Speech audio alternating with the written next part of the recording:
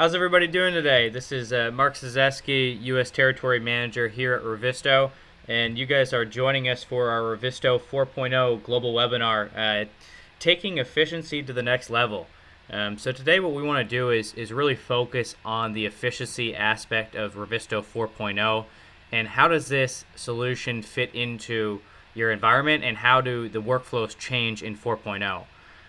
So everything today is going to be focused around utilizing 4.0 but to become more efficient.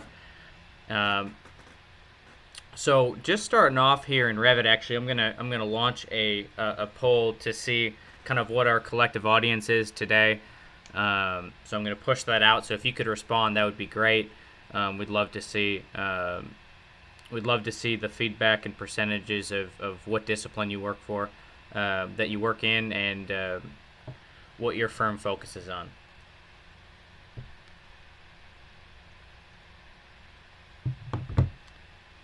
So it almost looks like we are kind of broken up into quadrants between design, build, construction, architectural, and engineering. So we'll focus towards all those disciplines today. And actually launching one more poll question for you guys to answer. We want to see kind of what you guys want to focus on. If there's anything specific, we'll spend more time on that. If not, we'll do exactly what is listed in the webinar.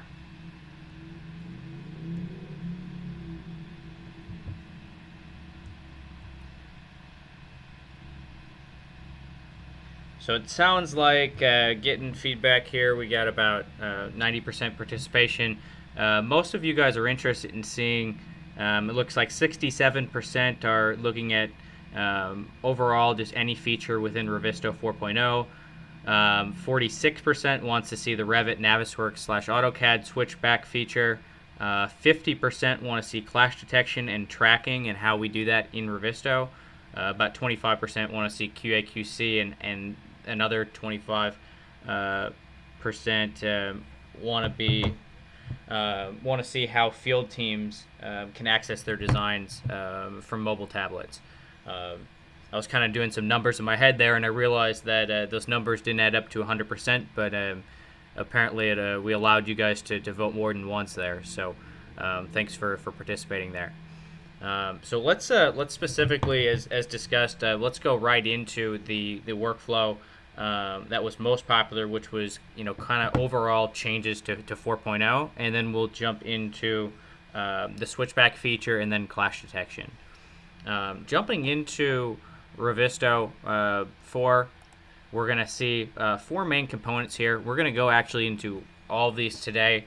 Issue tracker and new issue are going to be 2 that are going to be part of the switchback feature, and export scheduler and Revisto and export to Revisto are ones we're going to discuss right now.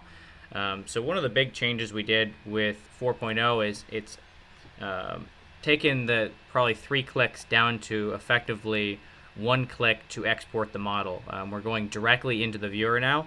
So by selecting what we want to see, we can select export, and after that we're going to see all of our sheets.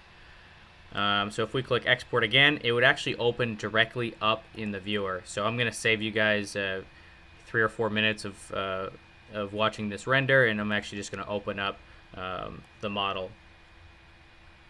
This model is about 300 megabytes, 4 linked files, I believe. Took me about 3.5 minutes to export, and these models really can range. So we've had customers that have 35 linked models, and the project's 10 gigabytes, and it takes several hours to customers that are just importing an IFC, and it takes a matter of a couple seconds. So coming right back into Revisto, you see that all the application are all housed within the viewer. So if we want to go to 2D, as you saw, we brought in our 2D sheets. We can see all of our plans that came in from all the linked models, in addition to being able to import 2D plan sets.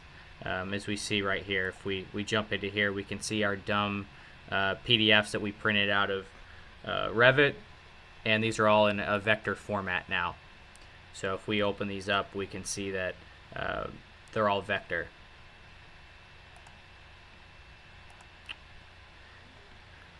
Bouncing back to Revit, I want to go over to the secondary button that we talked about, Export Scheduler. This is going to be huge for those that have those large models or are trying to get other disciplines involved and want to make it as simple as possible. Basically, the way this works, if we click it, it's going to open up Revisto's exporter, and we're allowed to select the dates that we want to export. So let's just say I want to do it on Tuesday, Wednesday, Thursday, and Saturday at 6 o'clock p.m. And then we can decide if we want to upload this to the cloud or if we want to leave it. So if we select OK here, we actually don't have to have the native application open. So if we're doing this out of Navisworks and we federated some NWCs and we want to push this out, Revisto would automatically open up that program as long as you're logged into an active session and already authenticated and your computer is on. It's going to launch that program, export the model, and then you have the ability to choose if you want to upload and push out to the cloud or if you'd like to keep it locally. So those are kind of the some of the basic features that we've changed in 4.0. I'm going to bounce back to Revisto and show you one other thing that we changed in 4.0. We're able to see the project settings. So if we select project settings and we come into import and sync, we can actually see, we can add a file here. We can see the files that are linked to this right now. It looks like out of Navisworks, and then out of Revit we have this file. So we can manage that. We can manage our scheduler, and then in addition, if we go to share, we can see which project team members have been involved. It's directly from the viewer. So if we want to invite somebody, we'll just type in their email, bob@revisto.com, and I'll hit invite, and we would invite our hypothetical Bob to this project. The next thing is if you want to eliminate somebody from this project or change their role, we can actually just click this X button here, or we can come here, we can see Alan is a viewer. We could click on it and we can make Alan now an editor, so he can edit this project and change some of the content.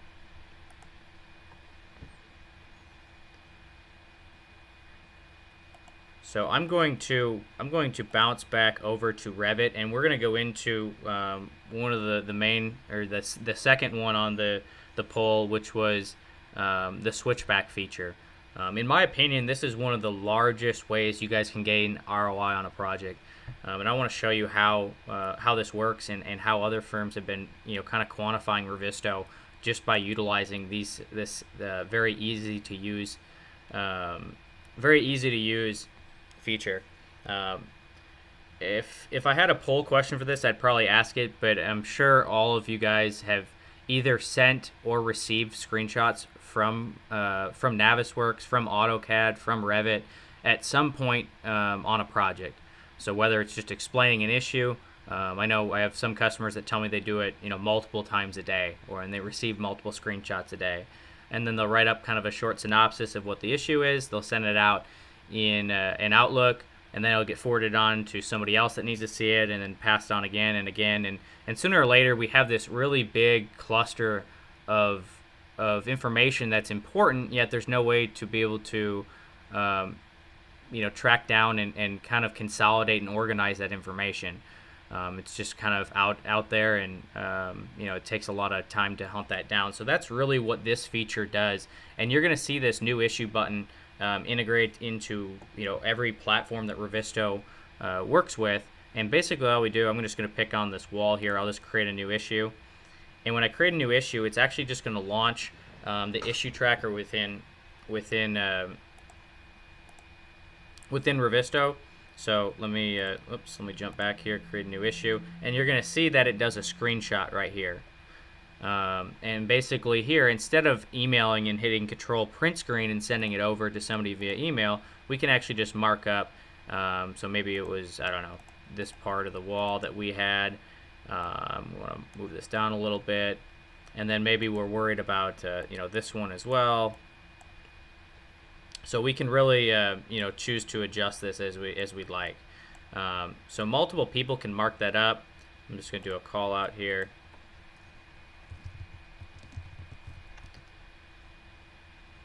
And then we'll name this title webinar test. We'll do webinar roof test.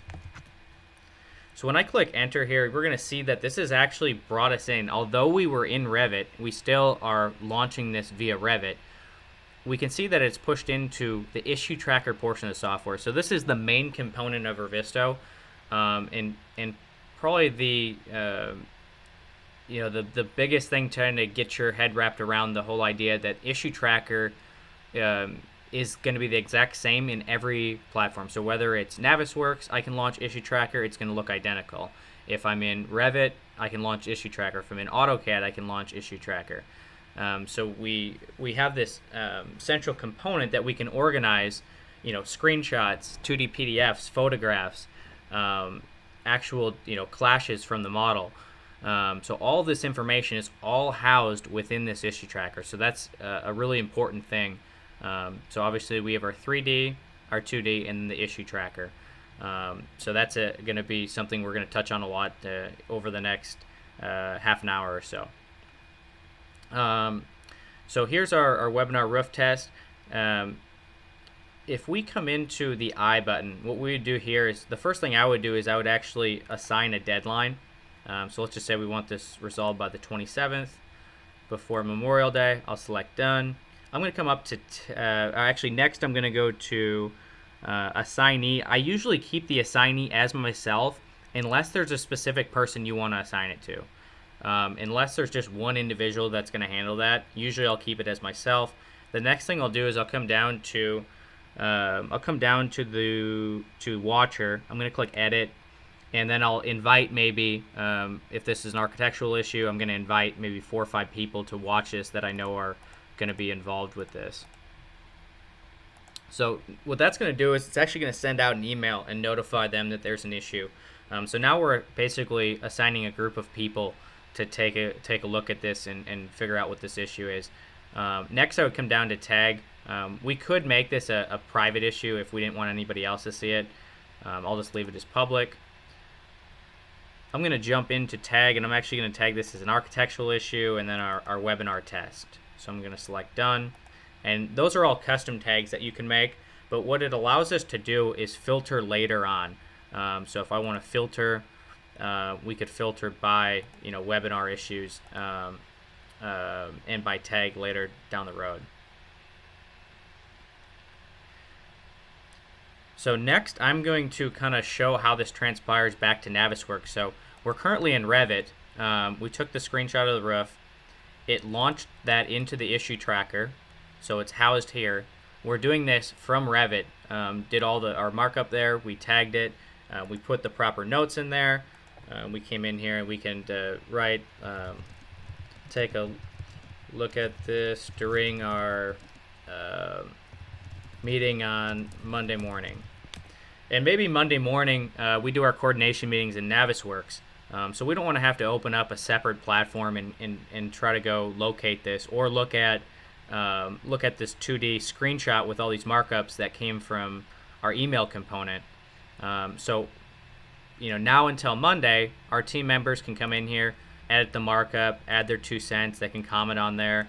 I'll just make another quick sloppy illustration here, and you're going to see that we have a timeline now of our first markup and then kind of what's happened here. And a couple minutes later, it looked like myself just added this markup.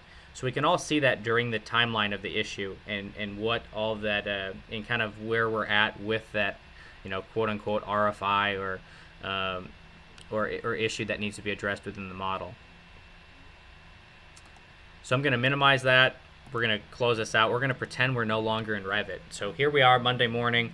We're going to open up Navisworks and we're running our coordination meeting. And we wanted to bring up a couple of the topics that we had.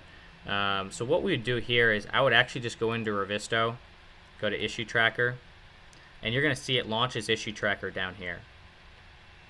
So as we're talking about different things within the model, we're able to just click on Issue Tracker. It's going to pull up that screenshot. And now if I double click on this little blue area, and mind you, we're in Navisworks now, so we're no longer in Revit. if I click on this blue area, it's going to take us to the exterior of that roof immediately. So now we can address, and I can walk around and we can take a closer look at this in Navisworks, and we can really talk about, you know, what this problem is with the roof and add those meeting notes directly back into the issue tracker. So maybe we knew, you know, Kevin will take a look this afternoon. And now we always have an updated. So meeting minutes can be put in here. We could attach a any kind of documentation or photograph that needs to be involved in there as well. And then we can simply go to our next issue. Because our next issue, we'll just jump down here. It looks like we have another Revit elevation. We can see some PDFs in here as well. I'll come into here. It looks like here is a door framing issue that we created. So what I want to do here is if I double click on this door, it's actually going to take me immediately into that area in Navisworks. And this is going to be the same way it would work in CAD as well. So let's just pretend we marked up a fire protection portion in the ceiling in here. Let me move forward here. And let's just pretend we want to create an issue over here. I'm just going to come in here, create an issue.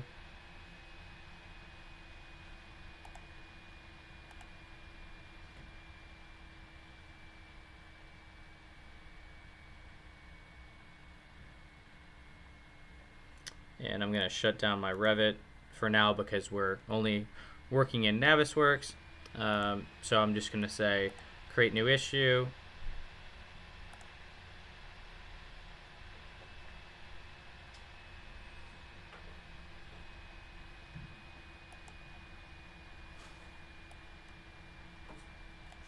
Oops. So let me open this back up.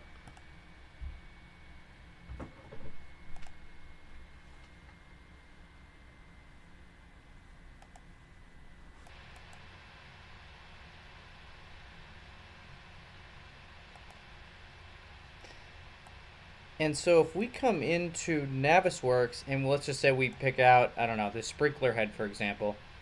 We'll just put on up here and we're just going to go to Revisto 4, create new issue, and it will immediately take a screenshot of that issue where we can now highlight this and talk about those issues you know, during our coordination meeting. So here we are on Monday. We're going to actually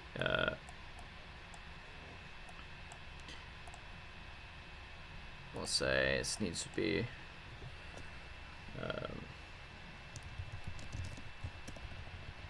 this needs to be removed.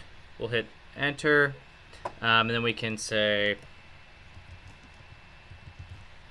fire protection issue. I'm going to select done, and similar to how when we created an issue within Revit or if we created one within Revisto, it tracks into the issue tracker. We see our fire protection. We go through the same steps I talked about earlier.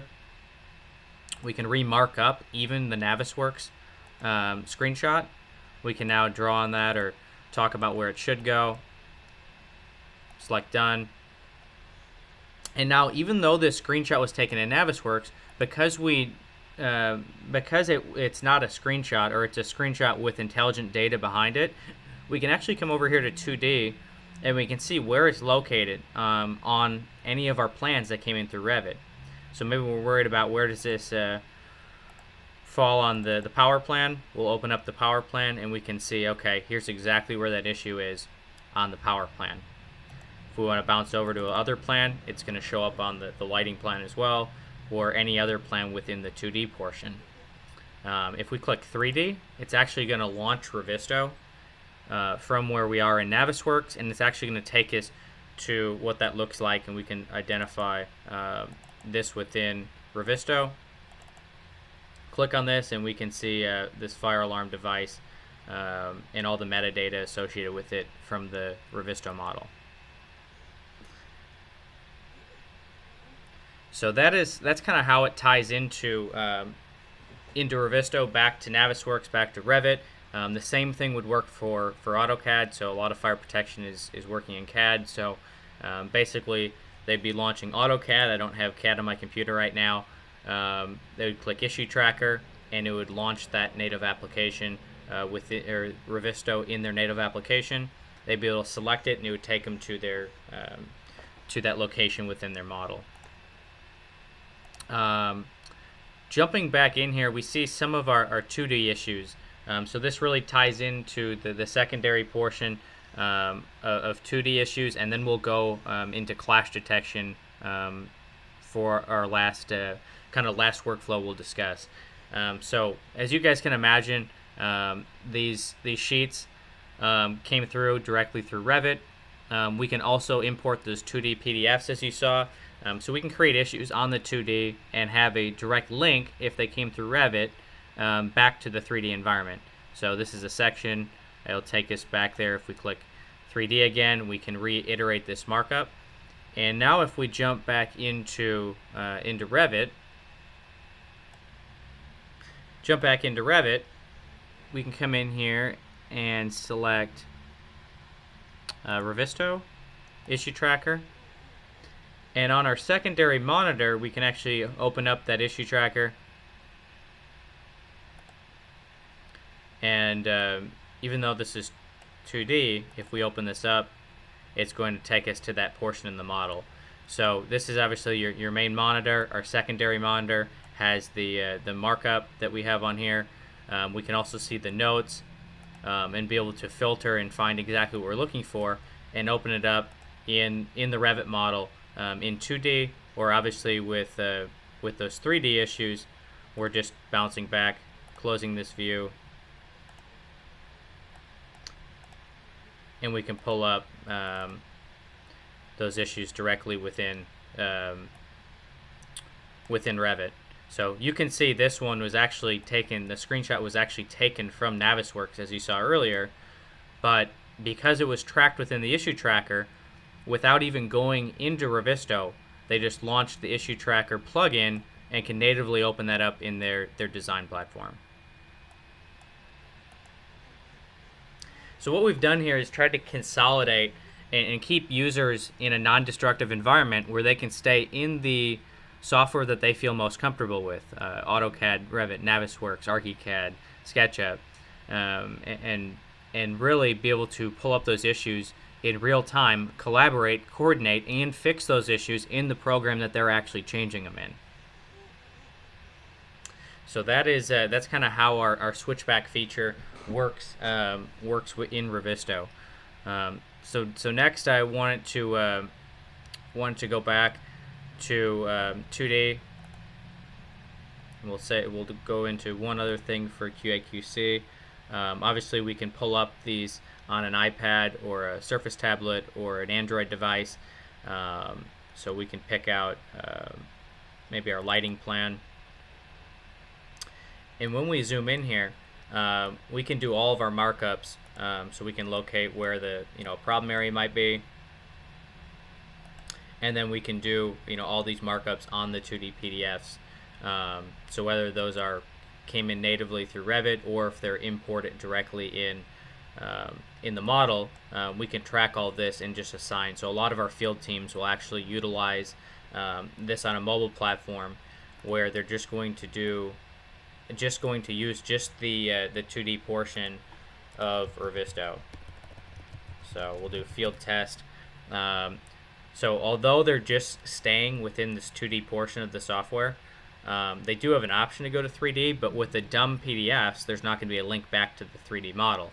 So what they're going to utilize is the 2D, the chat functionality, and what it does is retains all these issues still within one central component. So if somebody's looking at issues that were done in the field, they could filter by whatever the field team was tagging those issues by, and be able to pull those up in the same environment as what they were with their coordination issues in virtual construction. So let's minimize this and go into clash detection.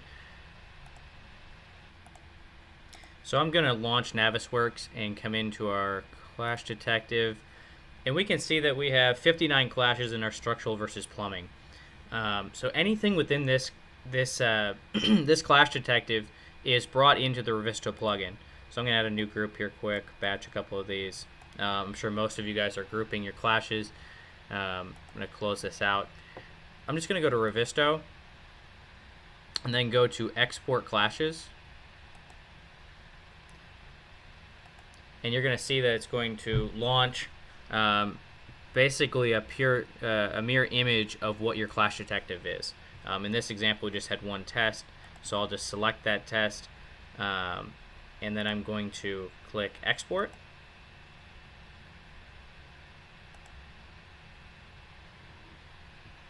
And this is going to push out all those clashes directly into the issue tracker within Revisto.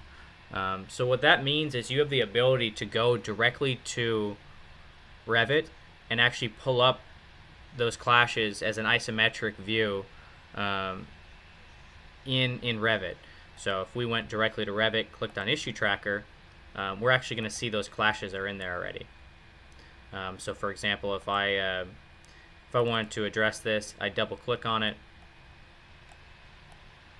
and you're going to see that it brings us into that axon view. If you're going into Revisto for coordination or tracking of these issues, which we obviously recommend, you can do this directly from Revit because we're still using the issue tracker component. If we're in Revisto, we can use the 3D portion. So basically, if here's our screenshot from Navisworks. If I click 3D, it's going to show us where that pipe was clashing. And I know this is a single clash, and most of you guys are doing groups, but this is just for an example. Groups are going to come in the same way, and I can show you that in here as well. So we'll bounce back, and we can see what this is clashing with, and actually get an idea of where it is within the model.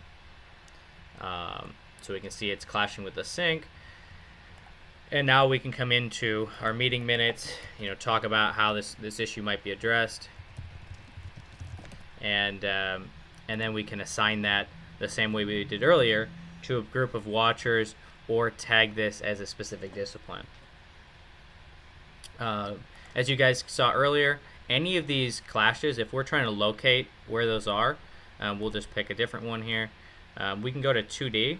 And we can actually find out where those clashes are on the plan. So let's pull up the sanitary plan, and it's going to show where those issues are on the sanitary plan.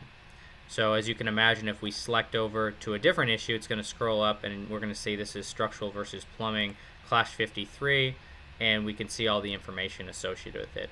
So it allows us just to pan around and select the different issues to see what's highlighted and what clash is actually happening on that plan.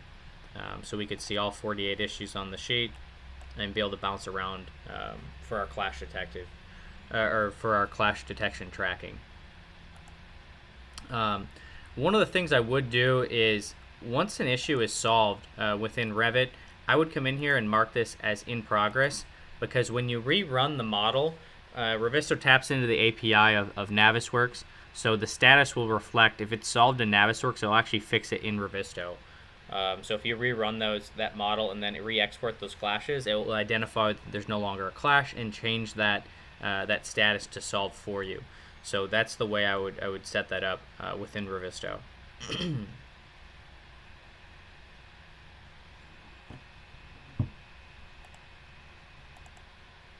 And so the last thing I want to show you today is going to be the issue tracker reporting feature. So all these clashes now are different issues that we have. Maybe we want to track that in our project management solution. So what we're going to do here is click on the reporting functionality, and we're going to bring this into Revisto. We're going to create a new report, and then we can select if we want to pull a report by tag or by assignee or by the date. So we could just do current month. And then what we're going to do is select save. And we can see all these issues. So we're going to go to delivery. And what I would do is I could do send now, or at recipient, I'm going to do send now as an Excel format. And when I send that to, we'll do mark@revisto.com. So I'm going to send this to myself. When I click send now, it sends this Excel format, and then I can just import that directly into my project management software for tracking of RFIs. So that's what we've seen folks utilizing that for. In addition, people will go into the delivery and actually automate these reports to have them sent to them once a week based on specific parameters. So that's another way we see our reporting feature being used.